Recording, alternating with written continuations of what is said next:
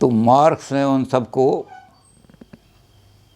जितने लोग थे पुराने, उन सबको कहा कि वो थिंकिंग तो करते रहे सोशलिज्म की, लेकिन मेथड कोई नहीं बताया कैसे सोशलिज्म आएगा। तो उसने कहा, एक किताब उसने अपने जो उसका मित्र था एंजल्स, उसके साथ उसने किताब लिखी। उस किताब का नाम था पॉवर्टी ऑफ फिलॉसफी। फिलॉसफी बड़ी पॉवर्टी है, पुअर है बिल्कुल। क्यों है? उसका एसेंस क्या निकाला कि अब तक लोग जो थे, हैंस टू फोर्थ फिलोसफर्स ने कोशिश की है टू अंडरस्टैंड द वर्ल्ड। ये फिलॉसफी की पॉवर्टी है, गरीबी है फिलॉसफी की। फिलॉसफी के पास कुछ है ही नहीं, कुछ भी नहीं। इस दुनिया को समझ जाओ, कैसे समझनी है। वो कहता है कि सारी किताब बहुत अच्छी लिखी है पॉवर्टी। हालांकि उससे पहले लोगों ने सेंट साइमन वगैरह के सोशलिज्म पर कटाक्ष करने के लिए लिखा कि सोशलिज्म जो थ्योरी है ये फिलॉसफी ऑफ पॉवर्टी है, गरीबों की दुखों की जो आवाज़ है वो इनकी फिलॉसफी है सोशलिज्म। तो चूँकि उन्होंने क्रिटिसाइज़ किया था लोगों ने सोशलिज्म को कि socialism is the philosophy of poverty, इन्होंने मार्क्स ने उसको बदल दिया। उन्होंने कहा कि फिलॉसफी जो है, फिलॉसफी की ये पॉवर्टी की फिलॉसफी नहीं है, बल्कि फिलॉसफी पॉवर्टी है। तो उसके लिए उन्होंने निष्कर्ष निकाला कि अब तक लोगों ने क्या किया है, फिलोसफर्स ने, बड़े बड़े बड़े फिलोसफर पैदा हुए हैं, ऊंचे ऊंचे फिलोसफर पैदा हुए हैं। They have tried to understand the world, लेकिन मामला क्या है, हाउ टू ट्रांसफॉर्म इट, ये किसी ने सोचा ही नहीं। हमने इस वर्ल्ड को ट्रांसफॉर्म करना है।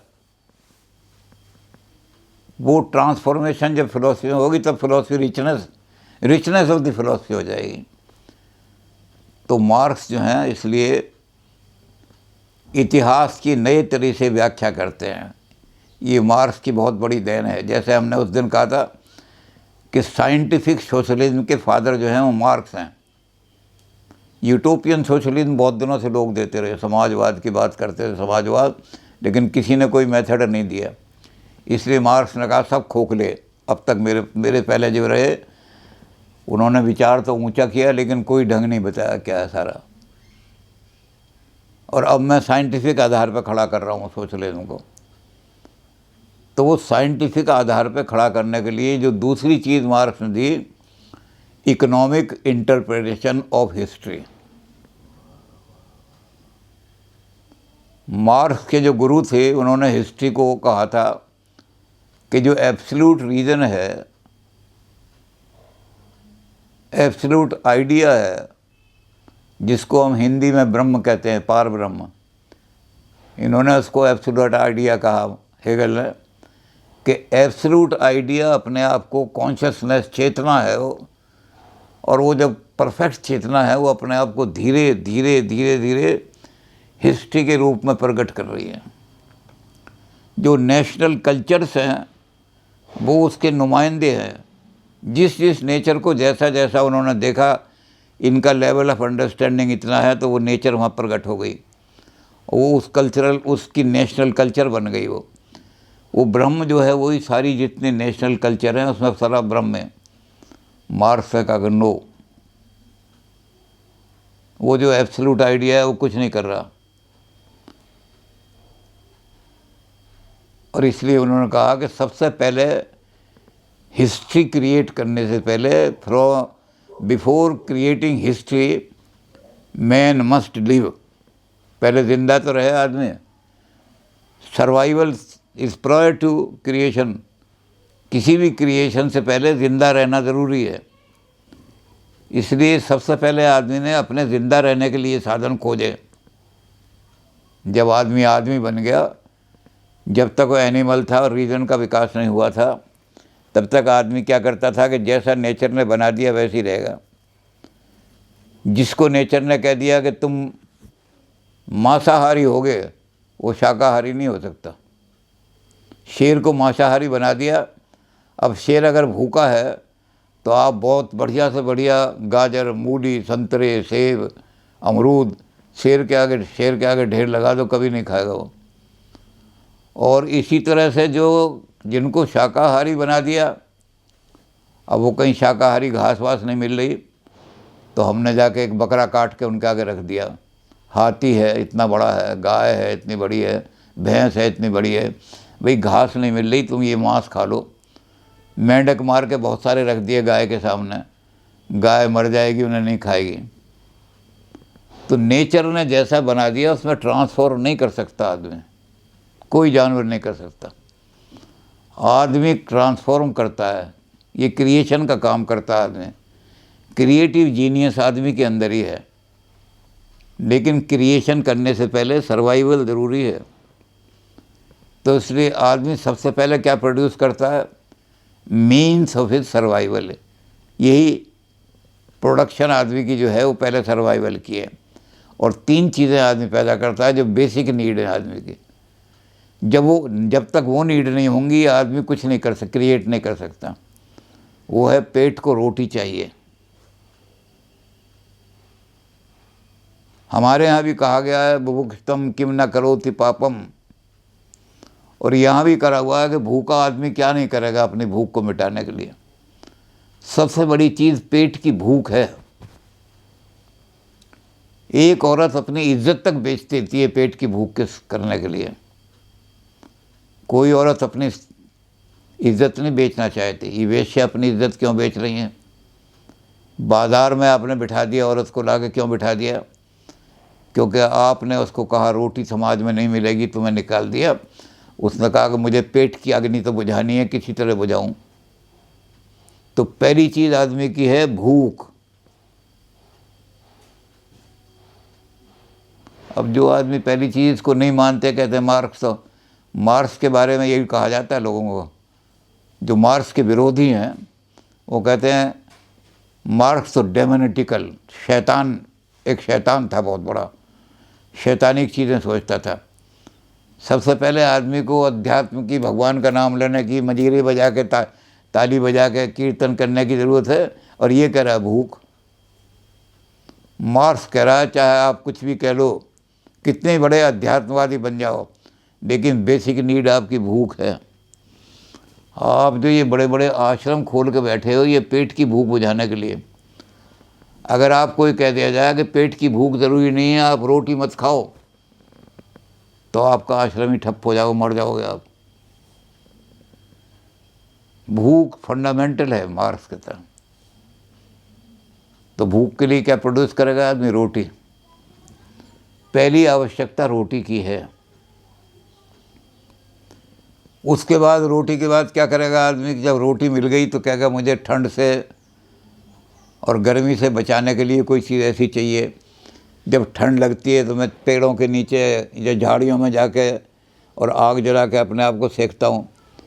और जब गर्मी लगती है कि तालाब में जाके छीर, तो मुझे कोई ऐसी चीज़ हो, झाड़ियों में जाए बिना भी कहीं, तो उन्होंने कहा कोई कपड़ा शरीर पे, जब सर्दी हो तो कोई मोटा कपड़ा डाल लूँ, जब गर्मी हो तो पतला कपड़ा डाल लूँ, तभी मैं सर्वाइव कर सकूँगा।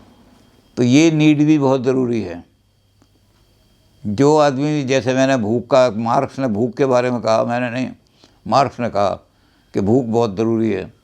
बेसिक्स जो आदमी की नीड है वो भूख है आदमी की। बिना भूख के आदमी रह ही नहीं सकता दुनिया में। तो इसलिए रोटी सबसे पहले ज़रूरी चाहिए, रोटी चाहिए। मार्क्सिस्ट जो है उन्होंने, अब जैसे कल हमने कुछ शेर कहे थे, पता नहीं उन शेरों का कोई जवाब भी आया होगा। तो मार्क्सिस्ट कहते हैं कि तन की हविस, अगर आदमी को भूख और शरीर ढकने के लिए कपड़ा नहीं मिला तो तन की हविस मन को गुनहगार बना देती है। बुभुक्षितम किम न करोति पापम। भूख को मिटाने के लिए आदमी कौन सा पाप नहीं करेगा? तो ये मन को भी गुनहगार बना देती है तन की हविस। तन की हविस मन को गुनहगार बना देती है, बाघ के बाघ को बीमार बना देती है। और भूखे पेटों को देशभक्ति सिखाने वालों, भूखे पेटों को देशभक्ति सिखाने वालों, भूख इंसान को गद्दार बना देती है। पहली चीज़ है भूख। आप अध्यात्म का पाठ पढ़ाने के बजाय पहले भूख बुझाओ उनकी, और जिस दिन उनको रोटी मिल जाएगी अपने आप आध्यात्मिक विकास हो जाएगा उनका, कोई बात नहीं।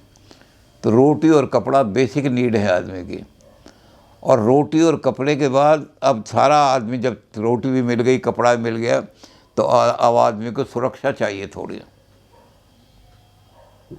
तो तीसरी नीड जो है, थर्ड स्टेज पर आकर के आदमी को मकान चाहिए। और जब ये तीनों चीज़ें पूरी हो जाएंगी तब आदमी क्रिएट करेगा हिस्ट्री। जिसके पास ये तीनों चीज़ें नहीं है वो हिस्ट्री क्रिएट कर ही नहीं सकता। तो मार्क्स ने कहा पहले आदमी क्रिएट करता है रोटी, कपड़ा और मकान, ये उसकी इकोनॉमिक नीड है।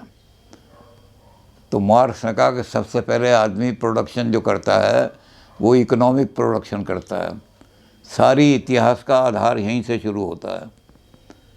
वो इकोनॉमिक प्रोडक्शन जो करेगा यही फिर आगे उसके विकास को डिसाइड करेगी। किस किस तरह से वो इकोनॉमिक नीड कर रहा है, सारी हिस्ट्री इस पर डिपेंड करेगी। ह्यूमन हिस्ट्री कोई ह्यूमन आइडियाज़ का खोखले आइडियाज़ से पैदा नहीं होती। आप जिनको खोखले आइडियाज़ दे दो, रोटी मत दो, कुछ पैदा नहीं कर सकते हो। अब ये पैदा आदमी करेगा ये इकोनॉमिक सारे, जब उसकी बेसिक इकोनॉमिक नीड जो बन गई, फंडामेंटल इकोनॉमिक नीड बन गई, तो अब ये सारा आदमी विकास दे रहा उसका शुरू होगा। सिविलाइजेशन का विकास जो है वो इसके बाद होगा जब ये बेसिक इकोनॉमिक नीड पूरी हो जाए। तो इकोनॉमिक चीज़ जो है वो आदमी की हिस्ट्री को डिटरमिन करती है। सारी दुनिया की जो हिस्ट्री है वो इकोनॉमिक नीड के आधार पर बनी है सारी की सारी। इकोनॉमिक नीड को तीन चीज़ें मानते हैं इकोनॉमिक नीड में। इकोनॉमिक इंटरप्रिटेशन ऑफ हिस्ट्री करने में सारी हिस्ट्री इकोनॉमिक फैक्टर्स पर, इकोनॉमिक फैक्टर जो है बेसिक है और उसके ऊपर सारी हिस्ट्री खड़ी हुई है। जैसी जैसी आदमी की इकोनॉमिक नीड होंगी उसमें तीन चीज़ें होंगी। पहली चीज़ होगी मोड ऑफ प्रोडक्शन, हम किस तरह से पैदा करते हैं। प्रिमिटिव आदमी क्या करता था कि गुलेल ले ली और गुलेल लेकर के चल दिया, और कुछ इसके पास था नहीं। गुलेल में उन्होंने पत्थर रखा, बड़ी ज़ोर से मारा, लोमड़ी हो या कोई भी हो मर के गिर गया, उसे उठा के खा लिया उसमें। मोड ऑफ प्रोडक्शन क्या थे? शिकार, हंटिंग, यही उसका मोड ऑफ प्रोडक्शन था। उसके बाद दूसरी चीज़ क्या है? साधन क्या है प्रोडक्शन के। मोड ऑफ प्रोडक्शन पे बहुत लिखा है, मार्क्स ने बड़ा डिटेल इसको एक्सप्लेन किया है इकोनॉमिक हिस्ट्री को, कि हमारे मोड ऑफ प्रोडक्शन कैसे हमारे बिहेवियर को, सारा व्यवहार हमारा जो है, सारी हिस्ट्री इस बात पर खड़ी हुई है। तो मोड ऑफ प्रोडक्शन हमारा, सोशल अलायंस भी इसी पे डिपेंड करेगी। हमारी भाई के साथ हमारा क्या रिश्ता होगा, बहन के साथ हमारा क्या रिश्ता होगा, मित्रों के साथ हमारा क्या रिश्ता होगा, चाचा के साथ क्या रिश्ता होगा, ये इसी बात पर डिसाइड करेगी कि उस हंटिंग स्टेज में जो मोड ऑफ प्रोडक्शन है उसमें हमारी कौन हेल्प कर रहे हैं और उसमें हमारे साथ कौन हाथ बांट रहे हैं। उन्हीं के आधार पर सोशल, उसी के आधार पर हमारी थिंकिंग हो जाएगी। मोड ऑफ प्रोडक्शन के बाद आएंगे साधन प्रोडक्शन के क्या क्या हैं। इनके पास एक ही साधन था, गुलेल। फिर इन्होंने गुलेल के बाद एक पत्थर के वो बनाने शुरू करे हथियार, उन पत्थरों से मारना शुरू किया।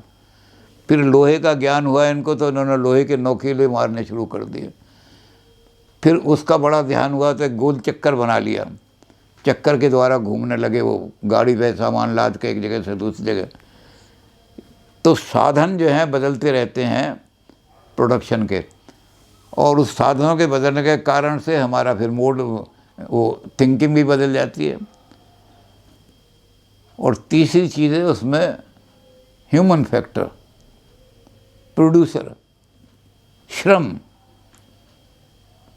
श्रम जो है हमारा अगर नहीं है तो उन साधनों को कैसे प्रयोग किया जाएगा, कौन प्रयोग करेगा, वो साधन वेस्ट होंगे या उनका ठीक प्रयोग किया जाएगा। तो ये तीन चीज़ें मिलकर के ये इकोनॉमिक मोड ऑफ प्रोडक्शन बन जाती हैं। और ये इकोनॉमिक मोड ऑफ प्रोडक्शन बदलता रहता है ऑटोमेटिकली, क्योंकि मैटर चेंज होता रहता है। मैटर चेंज होता रहता है तो नई नई चीज़ें निकलती रहती हैं, और उन नई नई चीज़ों से निकलने से क्या होता है, हमने जानवर मारा तो उसकी हड्डी से ही हथियार बना लिया, नई चीज़ निकली है, एक नया हथियार निकल आया। तो मैटर से जब हिस्ट्री चलती है तो हिस्ट्री अपने आप आदमी को नए नए साधन की तरफ निकालने के रास्ता दिखा देती है कि अब ये नीड तुम्हारी ज़रूरत है तो इसके लिए ये चीज़ निकालो, नोकीला हथियार बनाओ, क्योंकि तुमने बड़े जानवर को मारना है, शिकार करके लाना है। फिर आगे जब हिस्ट्री बढ़ी तो उन्होंने कहा जानवर नहीं मारने, ऐसी चीज़ करो जिससे कि हम ऐसी चीज़ पैदा कर सकें जिसको साल भर के लिए, 6 महीने के लिए। तो उन्होंने कहा गेहूँ पैदा करो, चावल पैदा करो, मांस तो गल जाएगा, ख़राब हो जाएगा। तो अब मोड ऑफ प्रोडक्शन से बदलते गए तो फिर क्या हो गया कि हिस्ट्री बदलती चली गई।